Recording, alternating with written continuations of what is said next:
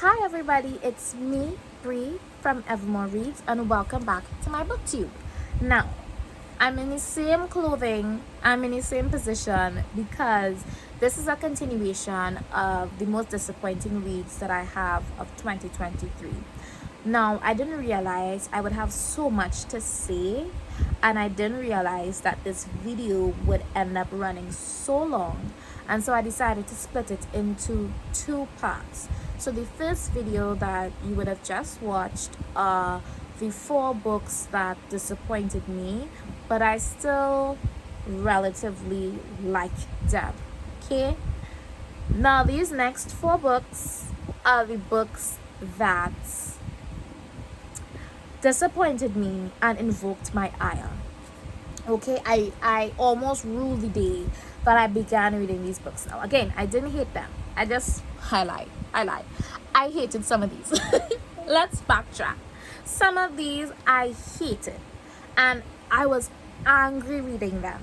And the only reason I didn't stop, the only reason I didn't DNF is because I was bad mind, because I was petty. I was like, I'm not going to waste my time and not finish it. Like, I need, like, sometimes, as I said in my previous video, I don't like to hate read books, but sometimes you just want to stick it out, because it has happened before where a book starts off not so great and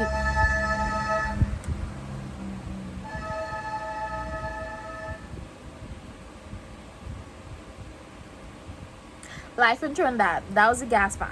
Anyway, back to what we were saying. Sometimes you are reading a book and you're not really loving how it's going, how it starts, but as you get into the story, you're like, okay, yeah, I can vibe with this, and then eventually you end up loving it, which is why I stuck through the journey with these next few books. But y'all, it it didn't work out for me. So without further ado, let's go into the next couple disappointing reads of 2023. And these books really these books pissed me off. So let's go. We are entering the rage portion of this video. Now, let me just start off by saying I do not hate read books. I have a bookshelf behind me, and I've only started curating my library, my bookshelf, my reading about 2 or 3 years now.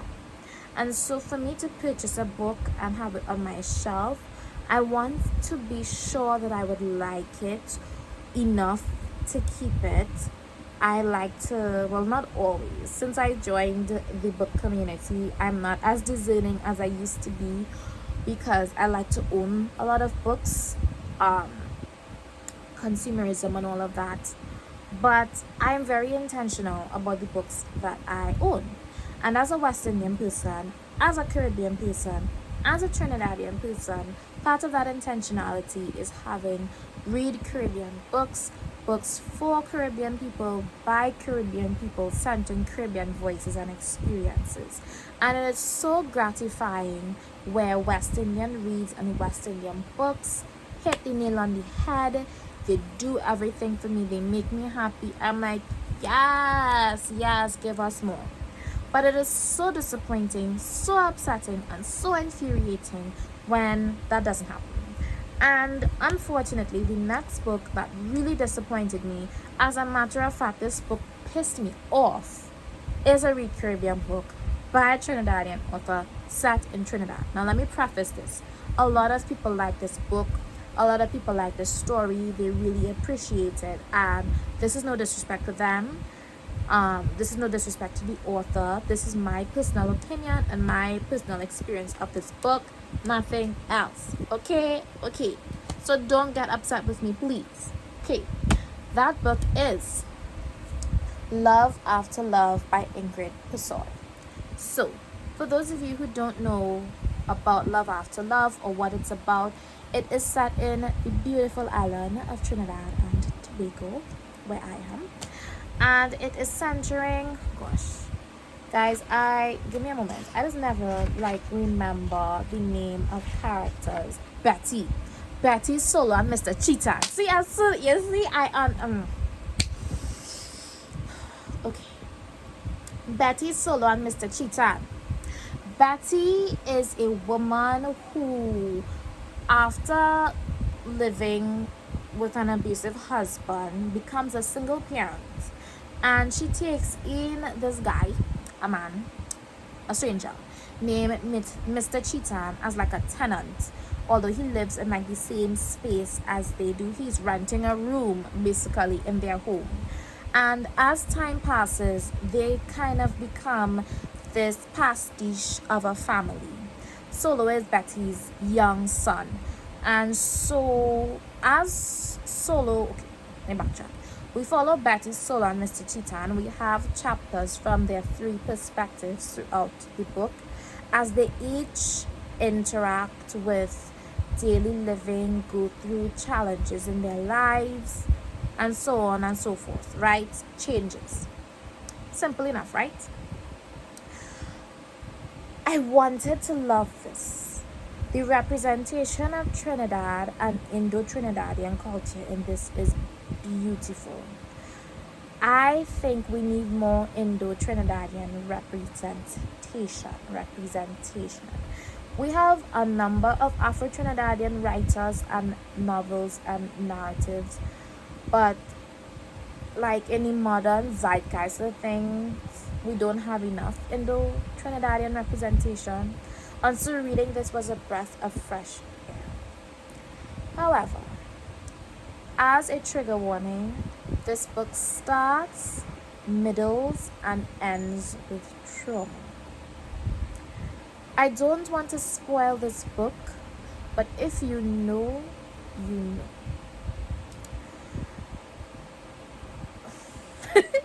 I'm speechless. I can let the beginning of this book slide. It's a very explosive way to begin your story. In the middle of this book, one of our main characters engages in self-harm repeatedly. He tries to harm himself in many different ways over time. He attempts the S word. I don't want YouTube to censor me for that, but self-death, can I? You all get what I'm trying to say, right? And he fails. Now, as a reader, reading something like that is traumatic. It can be triggering for many people. But that character, by most people who read this book, is notoriously hated. I hated that character so much. He is the worst part of this book. Every time I had to read from his perspective, I just wanted to punch him. I just wanted to slap him, because one of the things that I hate the most, both in books and in real life, especially real life, is children who are extremely ungrateful and disrespectful to their parents. Like, I have a mother who has done so much and sacrificed so much for me to give me everything I have to get me to where I am right now in my life, and I would do anything for her. I'm eternally grateful. So when I see other young people whose parents have done so much for them, just completely backhanding them and treating them poorly and just screwing up all the hard work that their parents put in to give them the life that they have, I want to punch you. I want to slap you. And that is Solo. And so every time I had to read from Solo's perspective, I hated it. Betty started off as a good character, and as the book went on, I just didn't like her anymore. And then we have Mr. Cheetah. Mr. Cheetah was the saving grace of this book. He was the light and life of this book. He's the one character that you felt happy for, that you were rooting for. As time progressed, you were like, yes, I'm so happy to see that he's coming into his own and he's being independent and life is getting better for him.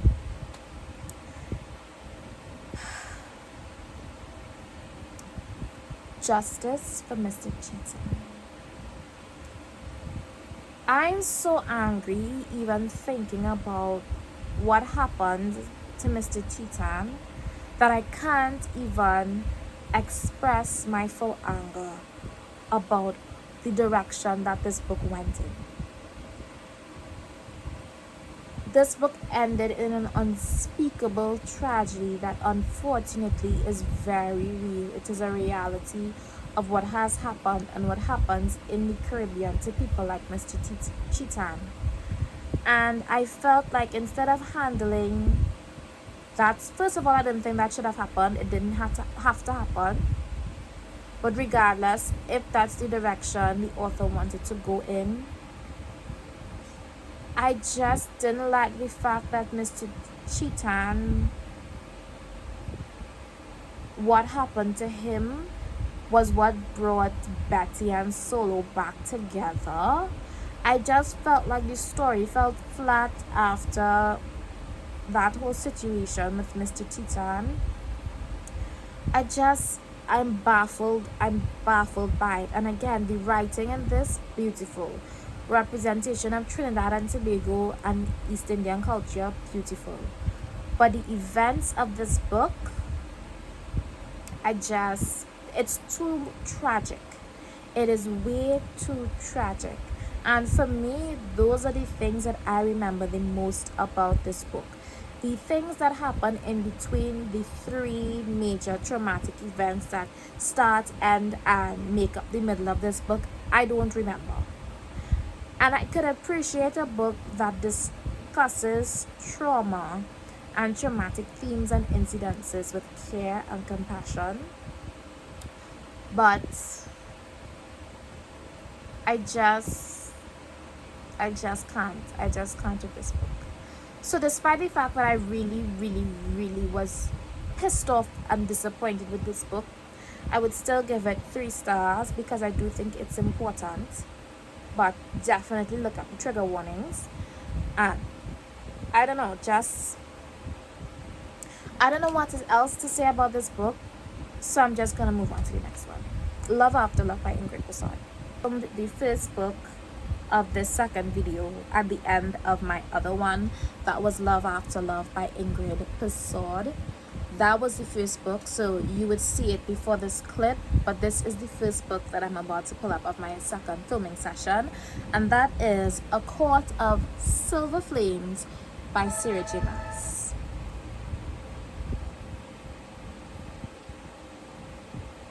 I apologize. The gas fan again. Okay, A Court of Silver Flames by Sarah J. Maas. I like Sarah J. Maas. I am a Sarah J. Maas fan. However, I'm bringing my camera closer. It could come even closer. I am not a Sarah J. Maas apologist. No, we match. What up t-shirt reference in the voice of Lily Singh. I keep shaking my camera. Why am I doing that? Stop it. Okay, right. Court of Silver Flames. I'm a Sarah J. Maas fan, but I'm not a Sarah J. Maas apologist. I have recognized that as she has gained popularity, the quality of her books and her writing has gone down the drain. Droop, took a nosedive off the edge of a cliff onto a wave-cut platform and is dead. Okay? No. Now, I realized this when I was reading Crescent City. I really liked Crescent City in the end of my whole reading journey, but the beginning of that book is hot garbage, hot trash. And I'm not talking about the story itself, I'm talking about the writing of the story. Again, just like with V.E. Schwab, Sarah J. Maas has reached a level of popularity where she almost can't be touched. She's like the Colleen Hoover of fantasy. And this is not an insult, okay guys? I love Sarah J. Maas. This is not me saying that her books are trash, her books are troublesome, they're harmful. I am not going to be the reviewer to say that because I am a fan of hers, okay? When I say she's the Colleen Hoover of fantasy, I simply mean she can get away with writing anything and she will always have fans. And this is stupid me buying into that hype. When I saw this book was announced, I was not going to read it. I was not going to buy it, okay? I have read the entire original A Court of Thorns and Roses series, loved it, and find it should have ended there. I hate Nesta. I hated Nesta in ACOTAR, and I was not interested in reading anything about her. I didn't want her to be redeemed. I didn't want her to be forgiven. I found that it would have been great for her to remain a hated character, which is fine. When you write a character to be hated, and you do a good job writing that character to be hated, it is extremely, extremely difficult to bring them back from that hated status. And Sarah J. Maas tried to do that here. Now, I don't think she wanted to write this story. I think this is fan service. The fans wanted Nesta, and she gave them Nesta. And I hated this. This book did not redeem Nesta for me. I like Feyre as a character, okay? And for me, Nesta treated Feyre so poorly. Like none of ACOTAR would have been possible if Nesta had treated her sister better. Feyre would not have had to go out into the woods and kill that wolf and be whisked away to Prythian as penance for killing the wolf if Nesta treated her sister better. Okay? Right. So even though it ended well for Feyre suffered in Prythian, almost died. She actually died several times in Prythian because of Nesta's hatred for her and abuse of her. And if Nesta had once apologized properly in this book, I would have been like, okay, fine. I don't want it, I don't like it, but fine. We don't ever get a proper apology to Feyre from Nesta in this book. Now, some people say that Nesta redeems herself by sacrificing herself and her power for her sister. No, that's not enough for me. For me, I need a I am sorry. For me, I need groveling. For me, I need you to go down on your knees, cry, and beg for my mercy and forgiveness in order for me to forgive you. I don't get it. I don't get this book. I did not care about Nesta's relationship with Cassian. I don't really care about Cassian. Sorry, not sorry. I only care about Feyre and Rhysand, or Rhysand, whatever you want to call him. Their relationship got old really fast for me. I did like the other characters in this, like the priestesses and the Illyrian female, like I can't remember their names, but those other friends that Nesta made, I really, really liked them. They were a really great addition to this story that we found family element. But Nesta herself, bare trash. This book was fan service. I fell for it, and I'm never doing it again. I didn't like this. The writing was not as bad as the beginning of Crescent City, but it wasn't good either. The book didn't need to be this long. This book is almost 800 pages long, and it doesn't need to be this long. And that's Sarah J. Maas's problem. I think they're even forcing her to write books longer and longer each time, because those books famously make the most money or more money, so they're just not editing. And currently I'm reading House of Sky and Breath, and it's too long for no reason, and I don't like it.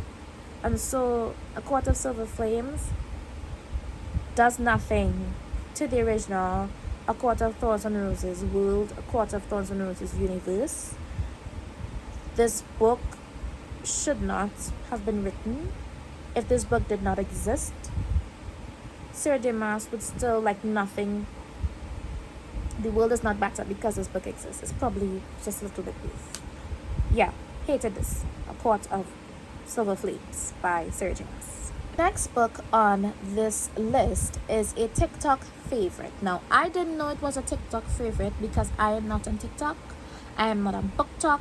I'm not interested in BookTok. But what I do know is that it's famously known that BookTok recommendations aren't it. Now, I could kind of understand the merits of BookTok recommendations because BookTok makes things popular, it makes things viral.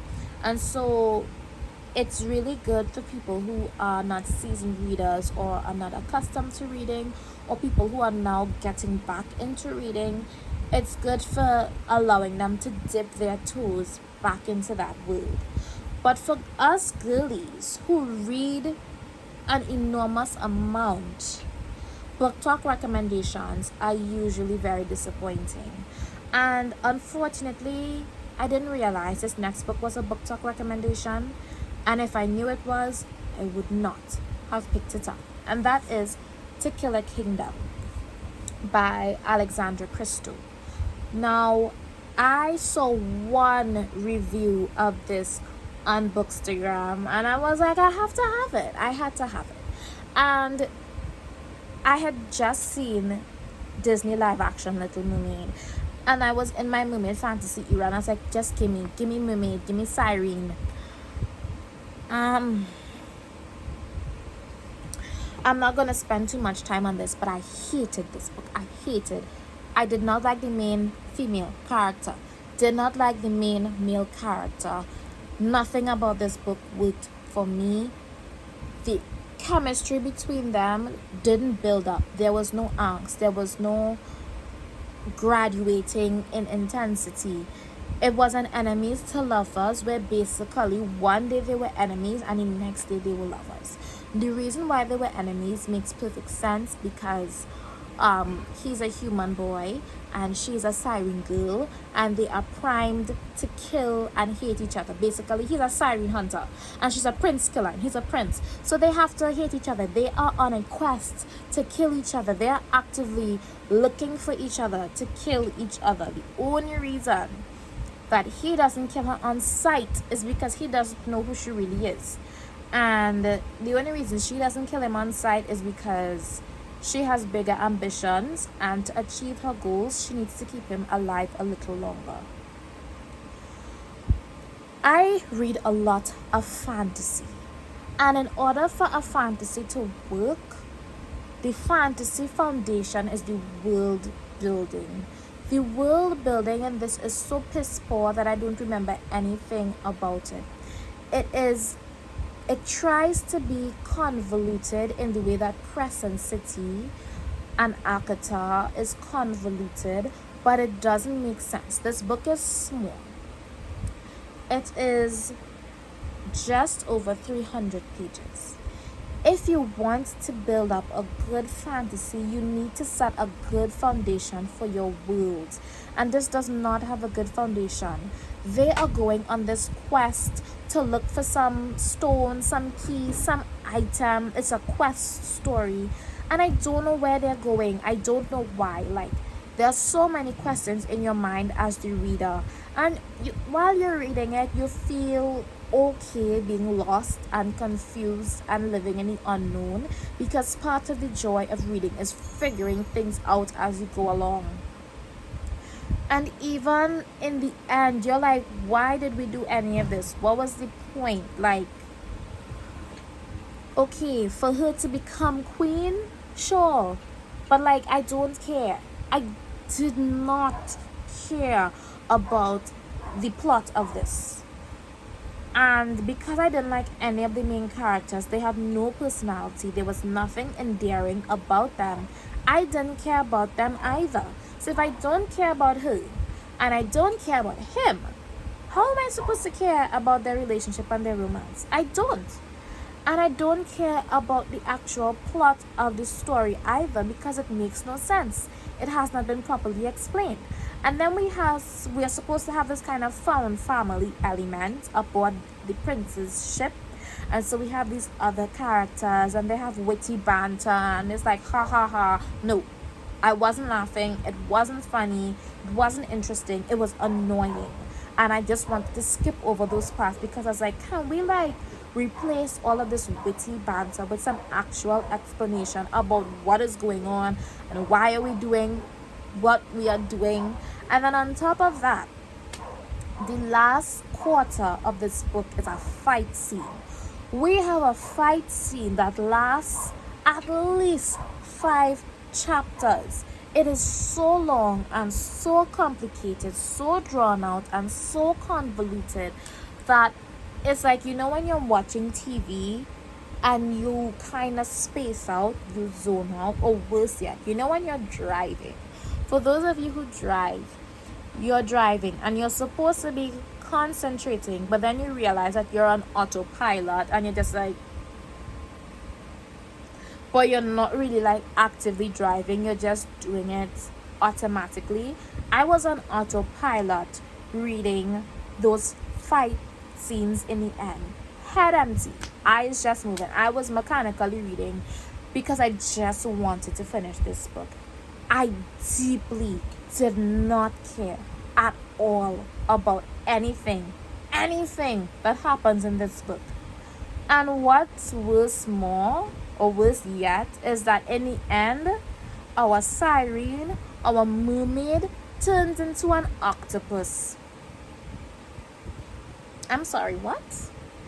I mean, the tentacles on the cover should have told me, but I don't think I was ready. In the end, our main girl turns into an octopus. And I guess I'm supposed to be attracted to that. Like, again, things don't need to be beautiful or whatever, but the first octopus creature in this book is not described as beautiful. She's described as fearsome. Our main girl, despite being a siren, is described as fearsome as well, but beautiful and enthralling. And then she turns into an octopus. Like, I don't know about you guys, I find octopi are really, really cool creatures. I have one right here. Like, look at it. I have an octopus. Say hi to Octo, okay? I love these guys. Oh my gosh. Oh, my tree fell. Better my tree than my octopus. I like octopuses, okay? But they're not good looking. They're like ugly, kind of spine tingling creatures.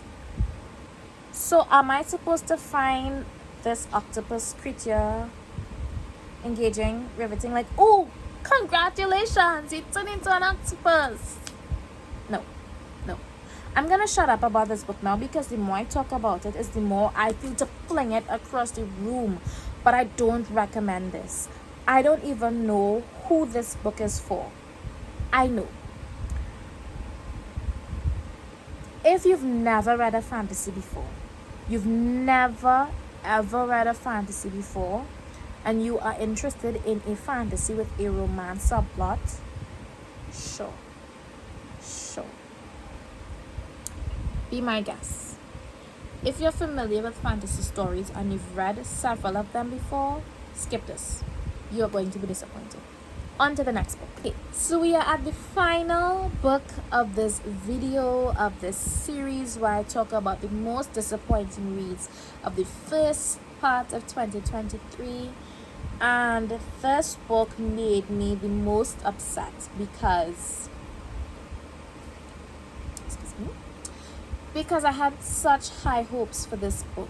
I read the first book in this duology a few years ago, and I loved it so much that I bought a physical copy and reread it, and I adored it. I loved this book. So when I saw that they were releasing a second book, I was like, ooh, I have to own this. And when I did ended up owning it, I was like, I need to read this expeditiously, and I did. And it was the worst book that I have read for 2023 so far, other than To Kill a Kingdom, which I just spoke about. And that is, unfortunately, Hook, Line and Sinker by Tessa Bailey. You see that book up there? That is Happened One Summer, the first book in this Tessa Bailey romance duology. And I love that book. I am not a huge romance girly, but that has to be one of my favorite romances ever. Now, I know a lot of people don't like it, and that is perfectly fair and perfectly valid. You do you, boo. But I loved it. And I was hoping to love this as well, but I didn't. I hated this. Now, to explain to you guys what happens here, basically, we have Hannah Ballinger. So this first book is about Piper, the first eldest Ballinger sister, falling in love with a king crab fisherman in the Pacific Northwest. And here we have the second book, Hannah Ballinger, the younger Ballinger sister, falling in love with another king crab fisherman in the Pacific Northwest. Now, what really worked for me in It Happened One Summer is that Piper is basically coded to be Paris Hilton. So that is how she's described in the first part of our novel. She is this LA girl, wild time party chick who just blows money, makes mischief, does hella crazy things, and gets away with it. And her adoptive father has had it up to here with her bad behavior and decides to exile her to the Pacific Northwest, like a little town somewhere, where she basically has to stay in the broken down bar that used to belong to her birth father, who they never knew because he died on a fishing trip when they were babies. And so in not in Hook, Line, and Sinker, in It Happened One Summer, we see Piper move from being that airy-headed LA girl to somebody who is more grounded, more well-rounded. She's less selfish because she has something to live for outside of herself. She becomes a more mature person. She comes into her own. She has that kind of what's that called? I forget, but she has, that kind of growing up moment. She finds out more about her father. She gets to have a relationship with her mother. She learns to love this new town, along with finding love and romance with a partner. That book is really layered, and that's the kind of romance I like. Okay, it is definitely a romance, but it's not the only thing.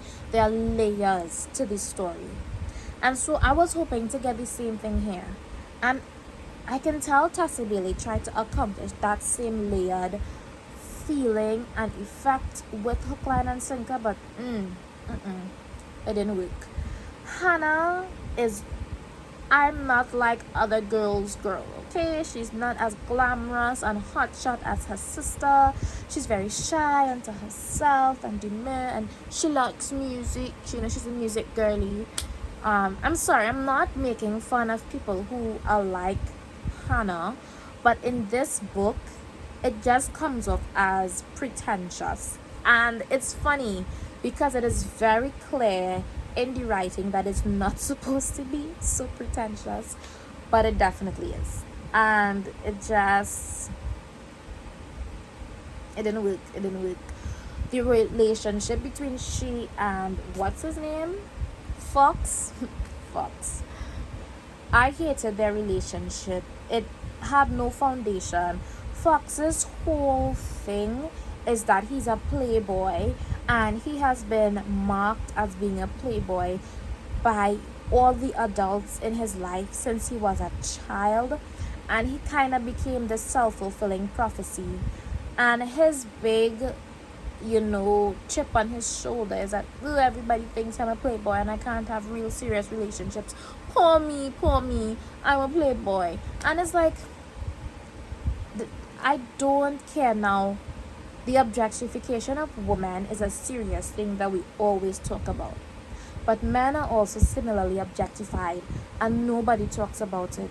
How difficult it is, how wrong it is for men to be objectified and fetishized. And I can tell that is what Tassie Bailey was trying to discuss with Fox in his arc but it falls flat. It was just the same whiny pour me one narrative repeated over and over and over and over again. And it's just like gross spine, you're a man. Like, oh my god, like, again, not to say that a man can't have insecurities, but this is his entire personality. Fox's entire personality is pour me one, everybody thinks I'm a playboy. That gets boring to read for 300 pages. 300 pages, almost 400 pages of pour me one, I'm playboy. Everybody thinks that I can't have serious relationship. Ugh. Like, that's so silly. It's so silly. And then we have Hannah, who I cannot even begin to tell you what goes on with her because she's so boring and uninteresting. So ridiculous. And you can tell that they try to put in this whole music thing with her to make it more interesting, to make it more lively, for it to have a better backstory. And it's just pretentious. It's like, and then the relationship between the two of them, bare trash. Bare trash. This book, trash. I gave this book a 1.5 star. And all of those stars is just because I read it and I owned it, and I'm glad to no longer have it on my TBR. But beyond that, this book is go bar. Didn't like it. I don't even know what to say about it again. This is the worst book I have read for 2023 so far. This is the book that made me understand why people talk so much trash about romance. I hate this book so much, so much, and I prefer to think that this book doesn't exist.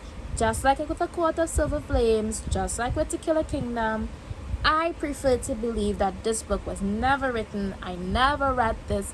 I expunge this from my mind and my memory. Okay? Okay.